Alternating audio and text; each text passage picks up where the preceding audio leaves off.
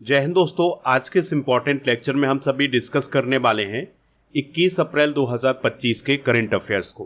तो आप इस पूरे लेक्चर को बहुत ही ध्यान से लास्ट तक जोड़ देखिएगा। तो पहला और इम्पॉर्टेंट क्वेश्चन आपसे पूछा जा रहा है, केंद्रीय वित्त मंत्रालय के अगले राजस्व सचिव के रूप में किसे नियुक्त किया गया है? आंसर हो जाएगा अरविंद श्रीवास्तव को। तो अब अरविंद श्रीवास्तव राजस्व सचिव बनाए गए हैं। तो दोस्तों, प्रधानमंत्री नरेंद्र मोदी जी की अध्यक्षता में कैबिनेट की नियुक्ति समिति की एक बैठक अभी हाल ही में आयोजित की गई है, जिसमें भारत सरकार के विभिन्न सचिवों को मंजूरी दी गई है, यानी बहुत सारे सचिव नियुक्त किए गए हैं। तो राजस्व सचिव बनाए गए हैं अरविंद श्रीवास्तव, व्यय विभाग के सचिव बनाए गए हैं बुमलुनमंग बुलनाम। इसके अलावा आर्थिक मामलों के विभाग की सचिव बनाई गई हैं अनुराधा ठाकुर, और लोक उद्यम विभाग के सचिव बनाए गए हैं के मोसेस चालई, और संस्कृति मंत्रालय के सचिव बने हैं विवेक अग्रवाल। केंद्रीय खेल मंत्रालय के सचिव बने हैं हरि रंजन राव, और युवा मामले विभाग के सचिव बने हैं पल्लवी जैन गोविल, और नागरिक उड्डयन विभाग के सचिव बने हैं समीर सिन्हा। ठीक है, तो इन सभी को आप नोट जरूर करिएगा। अब हम डिस्कस करेंगे हाल ही में की गई कुछ महत्वपूर्ण नियुक्तियां। तो अजय भादु अभी हाल ही में जैम के सीईओ बनाए गए हैं, यहाँ पर आप उन्हें देख सकते हैं। Manan Kumar Mishra bar council of India के अध्यक्ष बने हैं। तुहिन कांता पांडे सेबी के नए अध्यक्ष बने हैं, तो ये हैं तुहिन Kanta Pandey. N Chandrasekaran Ratan Tata endowment foundation के अध्यक्ष बने हैं। काश पटेल अमेरिका के FBI के प्रमुख बने हैं। विवेक जोशी चुनाव आयुक्त बने हैं, और वी अनंत नागेश्वरन मुख्य आर्थिक सलाहकार बने हैं। ठीक है, तो ये नियुक्तियां आप नोट कर लें। चलिए बढ़ते हैं अगले क्वेश्चन की तरफ। संसद खेल महाकुंभ का आयोजन कहाँ किया गया है? तो अभी हाल ही में लखनऊ में संसद खेल महाकुंभ का आयोजन किया गया है। तो उत्तर प्रदेश की राजधानी लखनऊ में संसद खेल महाकुंभ 2025 का आयोजन किया गया है, और इसका आयोजन 19 से 22 अप्रैल 2025 तक किया गया है। इसका उद्घाटन किसने किया है? रक्षा मंत्री राजनाथ सिंह जी ने। और दोस्तों, यह जो खेल आयोजित किए गए हैं यह है लखनऊ के KD सिंह बाबू स्टेडियम में किए गए हैं। कितने खिलाड़ियों ने हिस्सा लिया था इस सम्मेलन में या इस महाकुंभ में? तो लगभग 2500 खिलाड़ियों ने इसमें हिस्सा लिया था। इसमें athletics, kabaddi, basketball, volleyball, football, hockey, boxing और ताइक्वांडो जैसी प्रतियोगिताएं आयोजित की गई हैं। विजेता राशि रही है इसकी 8 लाख रुपए। इसका उद्देश्य क्या है? जमीनी स्तर पर खेलों को लोकप्रिय बनाना। अगला क्वेश्चन है, भारतीय कृषि अनुसंधान परिषद यानी ICAR के महानिदेशक कौन बने हैं? तो इस क्वेश्चन का जो राइट आंसर हो जाएगा वो हो जाएगा मांगी लाल जाट। तो अभी हाल ही में मांगी लाल जाट को ICAR का महानिदेशक नियुक्त किया गया है। दोस्तों, मांगी लाल जाट भारतीय कृषि अनुसंधान परिषद के नए महानिदेशक बनाए गए हैं 3 साल के लिए, यानी उनकी नियुक्ति 3 साल के लिए की गई है। मांगी लाल जाट की बात करें तो वह एक भारत के प्रसिद्ध सिस्टम एग्रोनॉमिस्ट हैं। ठीक है, इस पॉइंट को आप नोट जरूर कर लें। बात करते हैं भारतीय कृषि अनुसंधान परिषद यानी ICAR की। तो इसकी स्थापना की गई थी 16 जुलाई 1929 को, और यह किस मंत्रालय के अंतर्गत काम करता है? केंद्रीय कृषि और किसान कल्याण मंत्रालय के अंतर्गत। अब आपको कमेंट बॉक्स में ये बताना है कि केंद्रीय कृषि और किसान कल्याण मंत्रालय की मंत्री कौन है, उनका नाम आप कमेंट बॉक्स में बताएं। और ये जो ICAR है इसका हेडक्वार्टर कहाँ है? नई दिल्ली में। इसका काम होता है बागवानी, मत्स्य पालन, पशु विज्ञान सहित कृषि में अनुसंधान करना, यानी कि कृषि से संबंधित जो रिसर्च है वो कौन करता है? ICAR करता है। और भारत में जो कृषि विश्वविद्यालय होते हैं उनकी रेगुलेटरी बॉडी के रूप में भी कौन काम करता है? ICAR। चलिए अब हम वैज्ञानिक एवं अनुसंधान संगठनों के प्रमुख डिस्कस करते हैं।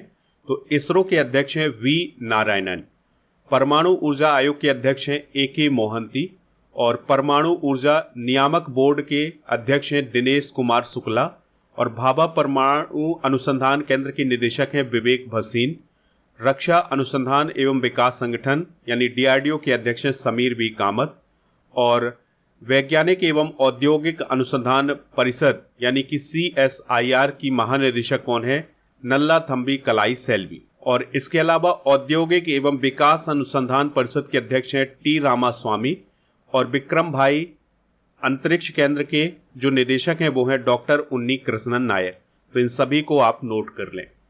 बढ़ते हैं अगले क्वेश्चन की तरफ। ये स्पोर्ट्स से रिलेटेड क्वेश्चन है। 6वीं एशियाई अंडर 18 एथलेटिक्स चैंपियनशिप 2025 में भारत ने कितने मेडल जीते हैं? तो दोस्तों भारत ने 11 मेडल जीते हैं। तो जो 6वीं एशियाई अंडर 18 एथलेटिक्स चैंपियनशिप 2025 थी, इसका आयोजन प्रिंस नाइफ बिन अब्दुल अजीज स्पोर्ट्स सिटी सऊदी अरब में किया गया है। यानी कि यह चैंपियनशिप 2025 में सऊदी अरब में आयोजित की गई है। इसका आयोजन 15 से 18 अप्रैल 2025 तक किया गया है और इस चैंपियनशिप में 18 वर्ष से कम उम्र की आयु के जो एथलीट थे उन्होंने हिस्सा लिया था। भारत ने इस प्रतियोगिता में 11 मेडल जीते हैं, जिसमें से 1 गोल्ड है, 5 सिल्वर हैं और 5 ब्रॉन्ज मेडल हैं। इस चैंपियनशिप का जो फर्स्ट एडिशन था ये 2015 में आयोजित किया गया था। आपको ये भी याद रखना है कि यह चैंपियनशिप हर 2 साल में आयोजित की जाती है और इसका आयोजक कौन होता है? एशियाई एथलेटिक्स संघ। दोस्तों भारत की तरफ से गोल्ड मेडल किसने जीता है? हिमांशु ने भाला फेंक में, यानी जेवलिन थ्रो में हिमांशु ने कौन सा मेडल जीता है? गोल्ड मेडल जीता है। इसके अलावा दोस्तों सिल्वर मेडल की बात करें तो लड़कों की 500 मीटर पैदल दौड़ में नितिन गुप्ता ने सिल्वर मेडल जीता है। लड़कियों की 400 मीटर दौड़ में तन्नू ने सिल्वर जीता है। लड़कों की ऊंची कूद में देवक भूषण ने, लड़कों की शॉर्ट पुट में निश्चय ने और लड़कों की स्प्रिंट मेडले रिले 1000 मीटर दौड़ में चिरंत पी, सईद कबीर और साकेत मिंज और कादिर की जोड़ी ने सिल्वर मेडल जीता है। ब्रॉन्ज मेडल निश्चय ने जीता है। आरती ने 2 ब्रॉन्ज मेडल जीते हैं। इसके अलावा शौर्य अंबुरे ने और लक्षिता महलावत ने, इन सभी ने ब्रॉन्ज मेडल जीते हैं। दोस्तों ये जो चैंपियनशिप अभी हाल ही में आयोजित की गई है, इसका आयोजन किसने करवाया था? एशियाई एथलेटिक्स संघ ने। तो एशियाई एथलेटिक्स संघ की बात करें तो इसकी स्थापना 1973 में की गई थी। मुख्यालय इसका पथुम थानी थाईलैंड में है और इसके अध्यक्ष हैं दहलान जुमान अल हमद। ठीक है, यह एशिया में जो खेल आयोजित किए जाते हैं उनकी गवर्निंग बॉडी के रूप में काम करता है, यानी कि जो एथलेटिक्स वगैरह जो। अगला क्वेश्चन डिस्कस करते हैं, किस अभ्यारण्य में कोनो नेशनल पार्क मध्य प्रदेश से 2 चीते स्थानांतरित किए गए हैं? आंसर हो जाएगा गांधी सागर अभ्यारण्य में। तो दोस्तों कोनो नेशनल पार्क मध्य प्रदेश में है, तो यहां से 2 चीते अब गांधी सागर अभ्यारण्य में भी छोड़े गए हैं। तो ये अभ्यारण्य भी मध्य प्रदेश में है, इस बात को आप याद रखिएगा। तो कुनो नेशनल पार्क से 2 चीतों को 20 अप्रैल 2025 को मध्य प्रदेश के गांधी सागर वन्यजीव अभ्यारण्य में स्थानांतरित किया गया है। ठीक है, तो अभी तक केवल कुनो नेशनल पार्क में चीते रहते थे, लेकिन अब गांधी सागर वन्यजीव अभ्यारण्य में भी चीते पाए जाएंगे। तो 2 चीते वहां पर छोड़े गए हैं। जो गांधी सागर अभ्यारण्य है यह मध्य प्रदेश के मंदसौर और नीमच जिले में स्थित है। दोस्तों ये जो 2 चीते छोड़े गए हैं यह चीता पुनर्वास परियोजना का एक कदम माना जा रहा है, यानी कि अब चीतों का विस्तार किया जा रहा है। अन्य जगह भी चीते भेजे जा रहे हैं। अभी तक कुनो नेशनल पार्क में थे, अब इनको अन्य जगह भी भेजा जा रहा है। दोस्तों वर्तमान में प्रोजेक्ट चीता मध्य प्रदेश के श्योपुर जिले में स्थित कुनो नेशनल पार्क में लागू था, लेकिन अब ये भारत के अन्य क्षेत्रों में भी फैलेगा। 17 सितंबर 2022 को प्रधानमंत्री नरेंद्र मोदी जी ने अपने जन्म दिवस के अवसर पर नामीबिया से लाए 8 चीतों को कुनो नेशनल पार्क में छोड़ा था। यानी सबसे पहले नामीबिया से 8 चीते लाए गए थे और उनको कहां पर छोड़ा गया था? कुनो नेशनल पार्क में। इसके बाद फिर फरवरी 2023 में साउथ अफ्रीका से 12 चीते लाए गए थे और फिर इनको कुनो नेशनल पार्क में छोड़ा गया था। आपको ये भी याद रखना है कि भारत को आधिकारिक तौर पर 1952 में चीता मुक्त घोषित किया गया था। 1947 में अंतिम चीतों को मारा गया था। चीता का वैज्ञानिक नाम क्या है? Acinonyx jubatus. ठीक है, इस पॉइंट को भी आप नोट कर लें। अगला क्वेश्चन डिस्कस करते हैं, अमेरिका के किस शहर के द्वारा डॉक्टर BR अम्बेडकर दिवस की घोषणा की गई है? आंसर हो जाएगा न्यूयॉर्क सिटी। तो देखिए न्यूयॉर्क सिटी के जो मेयर हैं उनका नाम है एरिक एडम्स। तो उन्होंने अभी हाल ही में ये घोषणा की है कि अब न्यूयॉर्क सिटी में हर 14 अप्रैल को डॉक्टर भीमराव अंबेडकर दिवस मनाया जाएगा। ठीक है, तो ये घोषणा भी हाल ही में की गई है। दोस्तों, यह घोषणा भारत के संविधान निर्माता और महान समाज सुधारक डॉक्टर अंबेडकर की 135वीं जयंती के अवसर पर की गई है। ठीक है, तो 14 अप्रैल को उनकी जयंती मनाई गई है। तो इसी अवसर पर यह घोषणा मेयर एरिक एडम्स के द्वारा की गई है। बात कर लेते हैं डॉक्टर BR अंबेडकर की। तो इनका नाम है, यानी इनका पूरा नाम है भीमराव रामजी अंबेडकर। दोस्तों, इन्हें बाबा साहब के नाम से भी जाना जाता है और यह एक विधिवेत्ता, अर्थशास्त्री, राजनीतिज्ञ, लेखक और समाज सुधारक थे। दोस्तों, डॉक्टर BR अंबेडकर स्वतंत्र भारत के प्रथम विधि एवं न्याय मंत्री थे।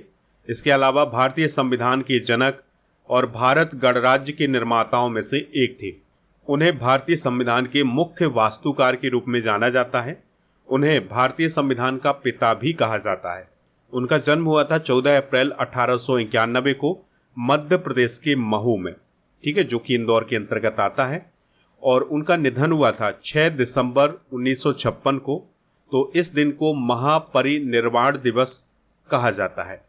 दोस्तों, डॉक्टर BR अंबेडकर की समाधि स्थल को चैत्य भूमि भी कहा जाता है, जो कि मुंबई के दादर में स्थित है। डॉक्टर BR अंबेडकर 64 विषयों में मास्टर थे, इस बात को आप याद रखिएगा। 1912 में डॉक्टर अंबेडकर ने मुंबई विश्वविद्यालय से अर्थशास्त्र और राजनीति विज्ञान में कला स्नातक यानी BA की उपाधि प्राप्त की थी। 1913 में वे न्यूयॉर्क में कोलंबिया विश्वविद्यालय गए, जहां उन्होंने अर्थशास्त्र में MA और PhD की उपाधि प्राप्त की थी। 1916 में वे लंदन स्कूल ऑफ इकोनॉमिक्स गए और 1922 में उन्होंने अर्थशास्त्र और MSc और DSc की उपाधि प्राप्त की थी। डॉक्टर BR अंबेडकर 1947 से लेकर 1951 तक भारत सरकार के पहले कानून मंत्री रहे हैं, इस बात को आप याद रखिएगा। उनके द्वारा कुछ संगठन भी बनाए गए हैं, जैसे बहिष्कृत हितकारिणी सभा, ये 1923 में बनाई गई थी। इंडिपेंडेंट लेबर पार्टी, ये 1936 में बनाई गई। अनुसूचित जाति महासंघ 1942 में बनाई गई। अगला क्वेश्चन डिस्कस करते हैं, वी झिंझम अंतर्राष्ट्रीय बंदरगाह किस राज्य में बनकर के तैयार हो गया है, जिसका उद्घाटन 2 मई 2025 को PM मोदी करेंगे? आंसर हो जाएगा केरल। तो दोस्तों, केरल में एक नया बंदरगाह बनकर के तैयार हुआ है, जिसका नाम है वी झिंझम अंतर्राष्ट्रीय बंदरगाह। इसका उद्घाटन किया जाएगा 2 मई 2025 को प्रधानमंत्री नरेंद्र मोदी जी के द्वारा। यह कहां पर स्थित है? तो यह वी झिंझम तिरुवनंतपुरम के पास स्थित है, केरल में। यह भारत का पहला सेमी ऑटोमेटेड डीप वाटर अंतर्राष्ट्रीय कंटेनर ट्रांसशिपमेंट पोर्ट है। दोस्तों, इसकी प्रमुख उपलब्धि की बात करें तो अभी यहां पर जुलाई 2024 में पहला मदरशिप MV सान फर्नांडो डॉक किया गया था। साझेदार कौन है इस बंदरगाह में? केरल सरकार और Adani Vizhinjam port private limited. इस पर 18,000 करोड़ का निवेश किया गया है। दोस्तों, भारत में किसी राज्य सरकार द्वारा शुरू की गई पहली ग्रीनफील्ड पोर्ट परियोजना है यह। ठीक है, इस पॉइंट को जरूर नोट करें। अगला क्वेश्चन है, केंद्र सरकार के अनुसार कितने रुपए से अधिक के UPI लेन देन पर कोई GST नहीं लगेगा? आंसर हो जाएगा 2,000 रुपए से अधिक। तो देखिए, कुछ समय पहले एक न्यूज चली थी जिसमें यह कहा गया था कि केंद्र सरकार के द्वारा यह फैसला लिया गया है कि 2,000 रुपए से अधिक के UPI पेमेंट पर GST लगेगा। लेकिन सरकार ने अभी ये क्लियर किया है कि सरकार की ऐसी कोई स्कीम नहीं है, कोई नियम नहीं है कि जिससे 2,000 रुपए से अधिक के UPI पेमेंट पर GST लगेगा। ठीक है, तो ये सरकार ने क्लियर किया है कि ऐसी कोई GST नहीं लगाई जाएगी। दोस्तों, GST की बात हुई है तो चलिए इसके बारे में डिस्कशन करते हैं। तो भारत में वस्तुओं और सेवाओं के निर्माण, बिक्री और उपभोग पर जो अप्रत्यक्ष कर लगता है उसे हम GST बोलते हैं, यानी गुड्स एंड सर्विस टैक्स बोलते हैं। भारत में 1 जुलाई 2017 को GST लागू किया गया था। GST को 101वें संशोधन अधिनियम के रूप में पारित किया गया था। असम GST बिल को मंजूरी देने वाला पहला स्टेट था। GST का नारा है one nation one tax one market. और दोस्तों, GST के तहत वर्तमान वस्तुओं और सेवाओं पर 0%, 5%, 12%, 18% और 28% का टैक्स लगाया जाता है। भारतीय संविधान के अनुच्छेद 279A GST परिषद के गठन से संबंधित है। जीएसटी को सबसे पहले फ्रांस में 1954 में लागू किया गया था। दुनिया के 140 से अधिक देश वर्तमान में जीएसटी को लागू किए हुए हैं। है विश्व पृथ्वी दिवस कब मनाया जाता है? तो हर साल 22 अप्रैल को विश्व पृथ्वी दिवस या अर्थ डे सेलिब्रेट किया जाता है। दोस्तों, इस दिवस को मनाने का उद्देश्य है पर्यावरण संरक्षण के प्रति लोगों को अवेयर करना। इसके अलावा पृथ्वी को कैसे बचाया जाए इसके प्रति भी लोगों को अवेयर करने के लिए यह दिवस मनाया जाता है। पहली बार यह दिवस 1970 में मनाया गया था। आपको याद रखना है कि पृथ्वी दिवस 2016 के दौरान प्रसिद्ध पेरिस समझौते पर संयुक्त राज्य अमेरिका, चाइना और कुछ 120 देशों ने हस्ताक्षर किए थे। यानी कि पेरिस समझौते पर हस्ताक्षर 2016 में पृथ्वी दिवस के अवसर पर किए गए थे। 2025 की थीम क्या है? हमारी शक्ति हमारा ग्रह। दोस्तों, अब हम पर्यावरण से संबंधित कुछ इंपॉर्टेंट डे डिस्कस करेंगे, जैसे विश्व पर्यावरण दिवस 5 जून, ऊर्जा संरक्षण दिवस 14 दिसंबर और राष्ट्रीय आर्द्रभूमि दिवस 2 फरवरी, विश्व मृदा दिवस 5 दिसंबर, विश्व वन्यजीव दिवस 3 मार्च, विश्व घरेलू गौरैया दिवस 20 मार्च, विश्व जैव ईंधन दिवस 10 अगस्त, विश्व हाथी दिवस 12 अगस्त और विश्व पर्यावरण संरक्षण दिवस 26 नवंबर, राष्ट्रीय प्रदूषण रोकथाम दिवस 2 दिसंबर, विश्व जल संरक्षण दिवस 22 मार्च और विश्व ओजोन दिवस 16 सितंबर, विश्व गैंडा दिवस 22 सितंबर, जल संसाधन दिवस 10 अप्रैल और विश्व जैव विविधता दिवस 22 मई को मनाया जाता है। अगला क्वेश्चन है, मई 2025 में इंटरनेशनल स्पेस स्टेशन पर जाने वाले पहले भारतीय कौन बनेंगे? आंसर हो जाएगा शुभांशु शुक्ला। तो दोस्तों, मई 2025 में Shubhanshu Shukla international space station पर जाने वाले पहले भारतीय बनने वाले हैं। तो शुभांशु शुक्ला को नासा के एक्जियम मिशन 4 के तहत पायलट के रूप में अंतर्राष्ट्रीय स्पेस स्टेशन पर भेजा जाएगा। वे स्पेस एक्स ड्रैगन स्पेसक्राफ्ट के माध्यम से इंटरनेशनल स्पेस स्टेशन पर भेजे जाएंगे। यह मिशन मई 2025 में लॉन्च किया जाएगा और यह मिशन 14 दिन का होगा। दोस्तों, जो एक्जियम मिशन 4 भेजा जा रहा है, इसमें कौन कौन शामिल हैं? तो इसमें 4 अंतरिक्ष यात्री शामिल हैं। तो इसमें पहला नाम है पैगी व्हिटसन का, दूसरा नाम है स्लावोज उजनास्की का, तीसरा नाम है तिबोर कापू का और चौथा नाम है शुभांशु शुक्ला का।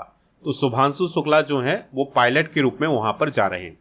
शुभांशु शुक्ला भारतीय वायुसेना में वर्तमान में पायलट भी हैं। चलिए कुछ इंपॉर्टेंट करंट अफेयर्स डिस्कस करते हैं। तो गगनयान मिशन के लिए चुने गए 4 टेस्ट पायलटों के नाम क्या है? प्रशांत बालकृष्णन नायर, अंगद प्रताप, अजीत कृष्णन और शुभांशु शुक्ला। माउंट शीश पंगमा पर चढ़ाई करने वाले पहले भारतीय कौन बने हैं? अर्जुन वाजपेयी। ये हैं अर्जुन वाजपेयी। सशस्त्र बल चिकित्सा सेवा के महानिदेशक का पदभार संभालने वाली पहली महिला अधिकारी कौन बनी है? वाइस एडमिरल आरती सरीन। तेजस लड़ाकू विमान उड़ाने वाली पहली महिला पायलट कौन बनी है? मोहना सिंह। इंग्लिश चैनल पार करने वाली सबसे युवा एवं तीव्र तैराक कौन बनी है? जिया राज। भारतीय नौसेना की पहली महिला हेलीकॉप्टर पायलट कौन बनी है? अनामिका राजीव। तो आप स्टडी करके ऐप को इंस्टॉल कर लें। इसका लिंक डिस्क्रिप्शन बॉक्स में दिया गया है। तो यहाँ पर मिलेगा आपको paid course, e book, test series, daily current affairs की पीडीएफ, क्लास नोट और कोर्स एंड पीडीएफ वाला ऑप्शन। तो इस ऑप्शन पर आपको अर्जुन जीएस फाउंडेशन बैच मिल जाएगा, यानी कोर्स एंड पीडीएफ वाले ऑप्शन पर ये कोर्स आपको मिल जाएगा। तो इसको आप ज्वाइन कर सकते हैं।